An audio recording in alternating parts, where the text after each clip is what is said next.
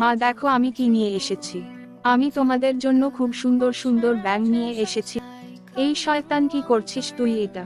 তুই ব্যাঙ এনেছিস কেন? আমরা বাম খাই না। ব্যাং কই পাইলি তুই? এইসব খেতে নেই।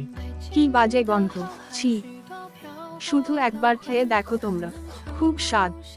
তুই রান্না করে খাজা।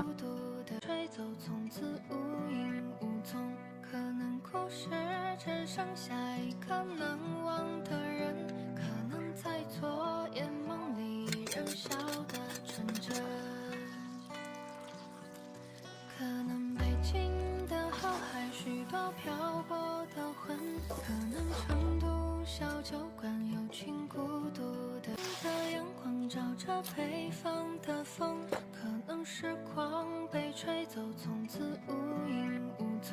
可能故事只剩下一个难忘的人。 দাদা খেয়ে দেখ একবার।